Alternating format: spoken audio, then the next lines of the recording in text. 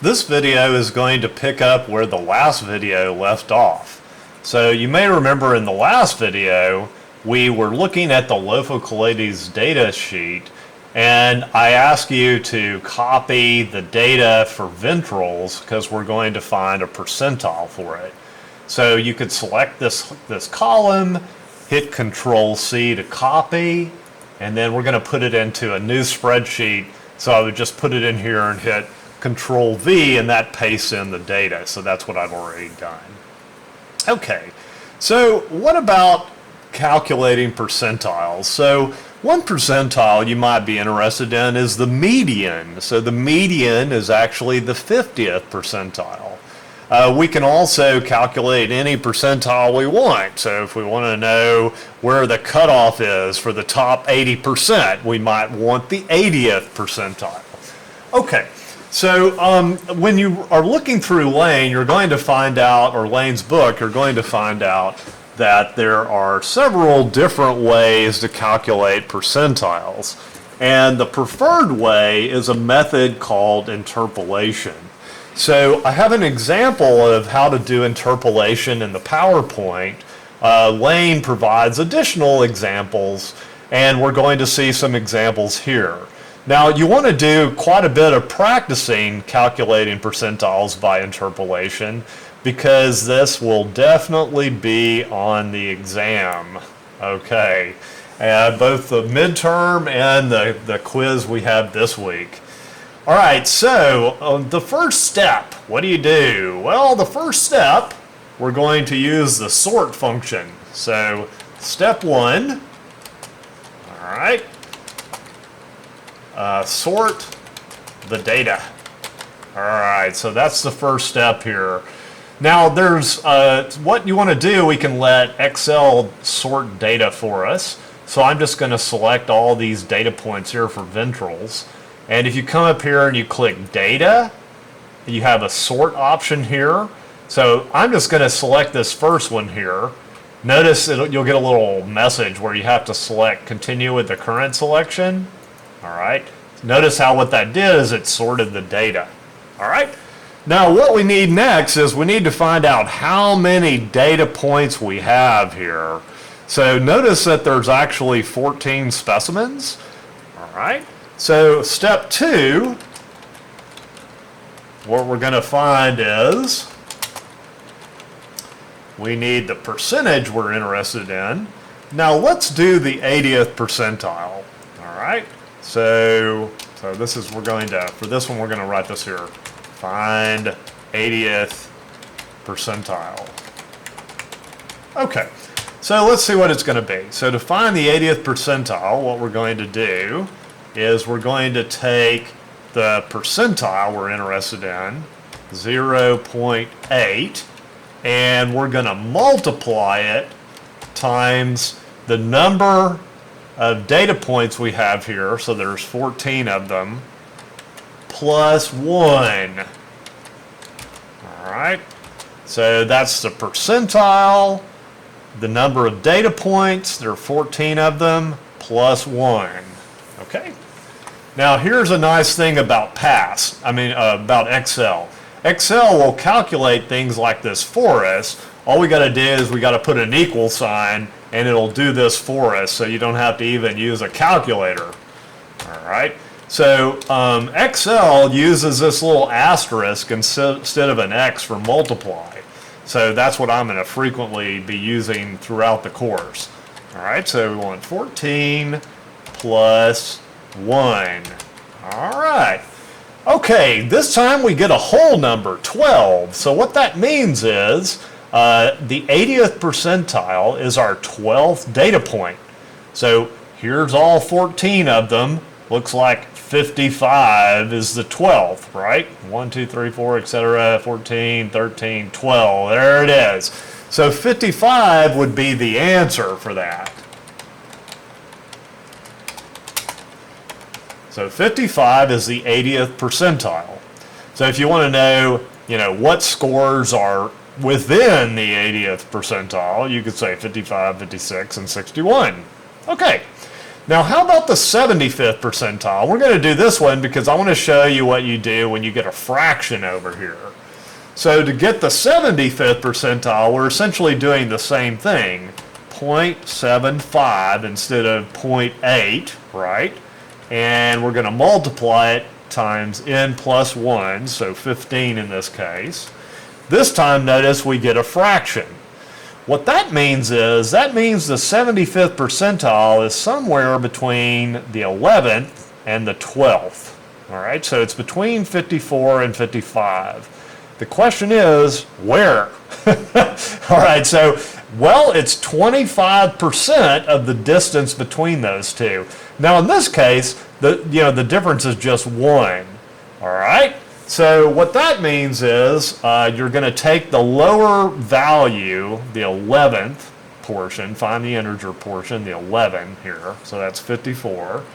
We're going to take 54, and we're going to add that to the difference between the 12th, the n plus 1, and n, I guess, or the 11th and the 12th. So it would be 55 minus 54. Wait a minute, hold on, I better put a bracket around this so we don't have too many parentheses here. All right. So we want the distance between these. Oh, this is so fiddly to work with. All right, the difference between them. All right, times. Okay, we have the 0.25. 0.25. This is the interpolation part of of this method, and that's why it's called interpolation. Okay, so let's go over what we did here. So we found the integer portion and the fraction portion. So you find the number in your data here that corresponds to the integer portion. That's 54. So you know it's above that, though, because it's 25% above it, you see. So it'll be somewhere between 54 and 55. So we sort of find the difference between those two. Turns out it's just 1 this time. And we multiply that by 25. Okay? So again, you can let past do this, but I think you can probably do that in your head. The answer here is just going to be 54.25. All right? So that is the 75th percentile. Now, past will also calculate percentiles for us. So what I'm going to do is I'm going to take all this data with the ventrals for Lophocolotes leuconi, and I'm going to put this into past. Now, it doesn't have to be sorted ahead of time. Past will do this even when it's not sorted. Now, I want there to be a title, all right, and I'm going to move this camera up a little closer so you guys can see this clearly. All right, let me see if I can center it here in the screen. Okay. So what I want to do here is I'm going to select the column attributes. That way I'll be able to see the title. All right. Now I'm going to hit Control V to paste. So notice I've got all my data for ventrals. All right. Remember, these don't have to be sorted. So if you select this thing and then go to univariate, you have to click on univariate. This tells us some summary statistics. All right. So we got a new window here that has popped up. Notice some of the information it gives us here. We have a count, like how many. We have a minimum, a maximum, so that gives us the range of data. There's a mean here. There's a standard deviation. There's the median, that's the 50th percentile. And it also gives the 25th and the 75th percentiles. Okay. So those are some of the things you're going to have to do on this quiz. You'll have to find some of this data. But you have to be able to calculate percentiles that past doesn't give us. So you need to know how to do this by hand, and you also need to know how to do this using past. All right? Now, another thing that past will do for us, it'll generate something called a box plot, which we're going to be looking at here in a minute in a little more detail. All right? So I'm going to just show you this because it illustrates what that data looks like. All right. And we'll come back to this in a minute. So I'm not going to spend a lot of time on this right now. Okay, so here is a box plot of this data. This just sort of graphically shows what data we have for Lütkenai. So that line there, that's the median. The top of this box is the 75th percentile. The bottom of the box is the 25th percentile. And then up here on these whiskers, they're called, the top of this is the maximum value. That was like 61, you may remember. And down here we have the minimum value, which I think was 42 for this data. Okay, now one thing you're going to have to do as part of the quiz, I believe, is you're going to have to take some data like this and generate something, a description of the data. So you're going to have to report the data. So I'm going to bring up my summary statistics again so I can show you guys how you would report data like this. All right, so here we go. I'm going to open a Word document just so you all can see how you might write this. All right, so we might say something like Lofo Colodis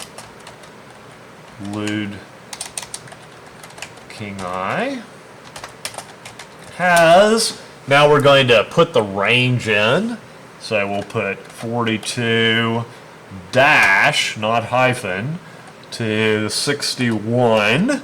You use a dash when you replace the word to, and you use a hyphen for other types of uses, I suppose. Okay, so let's see here. And now we want to put the mean we have there, so we'll put 51. I'm going to put 51 instead of 51.2 or something because we're dealing with discrete data. So if you put a decimal there, what the heck is that supposed to mean? What is 0.2 of a ventral? I don't know.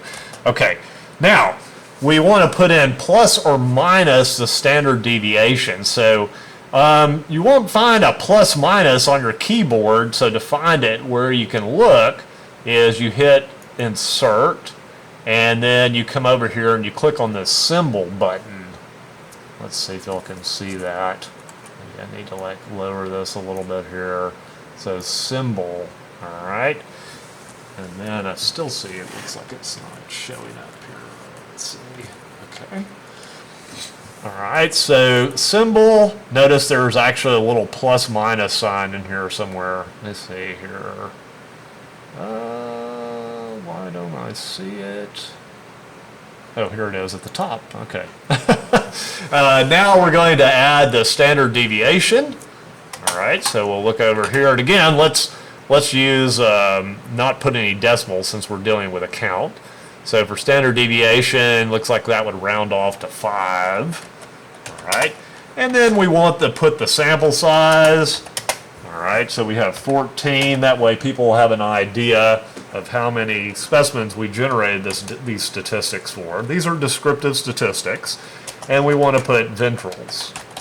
Okay, so those are descriptive statistics that are estimates of the population values based on all the specimens of this lizard that we have. That's what we can say about the about the population. So you have to do something like this when you're working on the exam. Okay. All right, so that's one example of percentiles, of calculating percentiles, how to report some descriptive statistics. We learned how to find descriptive statistics using past here. I think I'm going to end this video at this point so we don't get cut off. And then in the next video, we'll talk about graphing and using past for graphing.